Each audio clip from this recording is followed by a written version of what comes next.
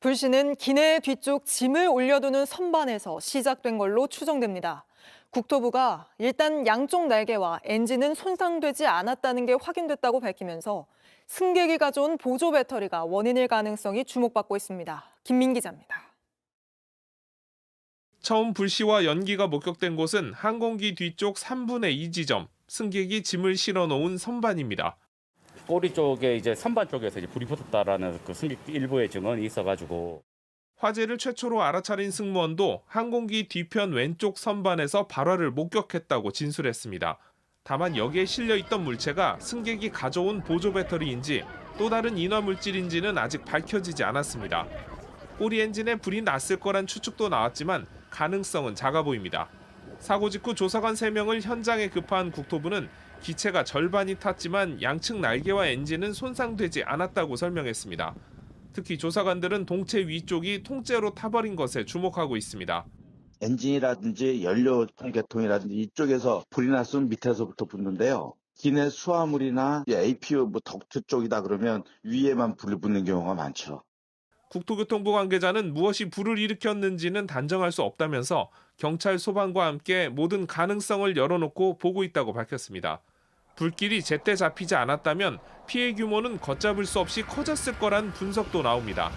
현장 도착했을 때 그 남동풍이 한 초속 10m 정도 속도로 불었고 항공유가 날개 부분에 35,000파운드의 항공유가 실려 있었습니다. 국토부는 발화 물질을 추리는데 최소 한 달 이상 걸릴 거로 내다봤습니다. JTBC 김민입니다. 다행히 모두 무사히 탈출했지만 아찔했던 순간도 있었습니다. 일부 승객들이 선반에서 자기 짐을 내려 가져나가려다가 비좁은 통로에서 승객들이 뒤엉키면서 순식간에 아수라장이 된 겁니다. 전문가들은 절대 해선 안 되는 행동이었다고 강조했습니다. 김산 기자입니다. 촌각을 다투던 대피 상황. 승객을 가로막은 건 승객이었습니다. 머리 위 짐칸에 있는 수화물을 빼내려다 비좁은 동선을 막아버린 겁니다. 승객들이 막 앞으로 밀리면서 주위에서 문 열어라 하시면서 계속 막 밀고 승객들이 막 짐 빼려고 하고 그 안에서 막 이렇게 된 거죠. 빠져나가려는 승객과 어떻게든 자기 짐을 챙기려던 사람들이 뒤엉키며 순식간에 아수라장이 됐습니다. 짐이 뭐가 필요했냐? 살아야지. 욕밖에 안 했어요. 칸이 좁은데 두세 명씩 이렇게 나가려고 비집고 나가려고 하니까 사람들은 이제 옆으로 튕겨 나가고 넘어지려고 하고. 항공기 화재는 한 번 불꽃이 피어오르면 1, 2분 내로 온 기체로 퍼질 수 있어 잠시라도 경로를 가로막는 순간 인명피해가 순식간에 커지게 됩니다. 6년 전 41명이 숨진 러시아 여객기 화재 사고에서는 수화물을 챙기던 승객이 통로를 막았다는 생존자 증언이 잇따랐고 실제로 사망자도 그의 좌석 뒤편에서 주로 발견됐습니다. 그 짐을 찾는 동안에 다른 분들이 통로를 이용하지 못해서 대피 자체도 불가능하기 때문에 작은 비품과 짐이라도 공기를 주입하는 비상용 슬라이드와 같은 대피 장치를 훼손시킬 수 있습니다. 대피할 땐 아무것도 챙기지 말고 가장 소중한 자신과 가족의 몸만 빠져나오는 데 집중해야 합니다. JTBC 김산입니다. 네, 제주항공 여객기 참사 한 달 만에 또 이런 일이 벌어지면서 불안해하는 분들이 많은데요. 왜 이런 불이 난 건지 전다빈 기자에게 좀 더 물어보겠습니다. 자, 전 기자. 지금 가장 가능성이 큰 게 보조 배터리로 보이는데 작은 보조 배터리 하나에서 이렇게 큰 비행기가 다 탈 정도로 큰 불이 날 수도 있는 건가요? 네, 보조 배터리로 인한 기내 화재 빈번한 편입니다. 지난달에도 에어부산 비행기에선 승객이 들고 탄 보조 배터리에서 연기가 발생해 소화기로 진압하는 일이 있었습니다. 보통은 이렇게 작은 소화기나 물로 진압할 수 있지만 큰 불로 번질 가능성도 배제할 수 없다고 합니다. 들어보시죠. 승객들이 갖고 있는 짐들이 가연성 소재가 많기 때문에 선반 안에 있다 보니까 초기 소화를 완료하기는 굉장히 어려운 조건이라고 보여집니다.